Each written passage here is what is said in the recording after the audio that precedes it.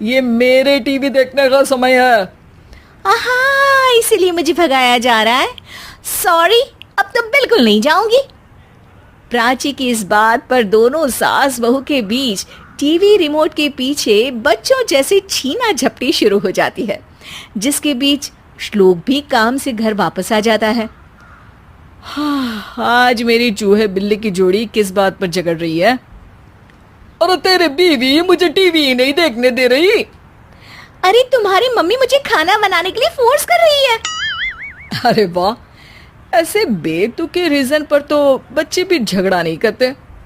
अरे मुझे कुछ मत बोल, सब इसने ही शुरू किया है। हाँ हाँ, जैसे आप तो बहुत दूध की धूली है ना। अरे बस, दोनों चुप। प्राची जाओ, खाने की तैयारी करो। और माँ तुम छोड़ो, तुम्हें क्या बोलूं, शांति से अपना सीरियल देखो। मुझे दोबारा लड़ने की आवाज सुनाई नहीं देनी चाहिए। ऐसा बोलकर श्लोक वहां से चला जाता है, जिसके पीछे पीछे प्राची भी कुछ न कुछ बड़बड़ाते हुए रसोई में चली जाती है। हाँ हाँ, सासू जी को तो कुछ बोलेंगे ही नहीं, बस मुझ पर ही हुक्म चलता है, खाना बनाओ, जैसे मैं इनके घर में खाना बनाने के लिए आई हूँ। इसी तरह शाम बीतती है और रात को श्लोक और प्राची की सास खाना खाकर सोने चले जाते हैं, लेकिन प्राची गुस्से में कुछ खाए बिना काम में ही लगी रहती है। इस घर में किसी को घंटा फिक्र नहीं पड़ता, मैं खाऊं या भूखी रहूं। प्राची कुछ देर के लिए रसोई से बाहर जाती है और जैसे ही वापस आती है तो वहां दूध का भरा ग्लास देखकर हैरान रह जाती है। फिक्र पूरी है, बस दिखाना नहीं है।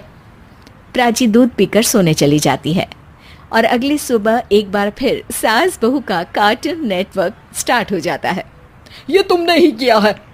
अरे अजीब जबरदस्ती है, मैं बोल रही हूँ मैंने कुछ नहीं किया।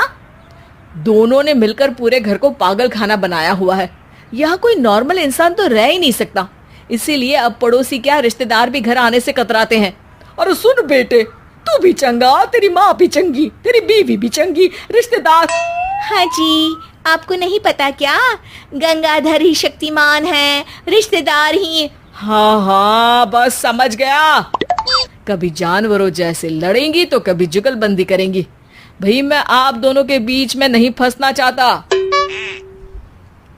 सास बहू की इस मनमौजी जोड़ी से परेशान होकर श्लोक अपना सिर खुजलाता वहां से चला जाता है। चलो अब मैं भी कीर्तन में जा रही हूँ। इस पर जैसे ही सास कमरे में अपना पर्स लेने जाती है तो वहां नाश्ते की प्लेट रखी देख मुस्कुराने लगती है और नाश्ता करके घर से बाहर निकलते हुए कुछ पैसे टेबल पर रख जाती है, जिसके कुछ देर बाद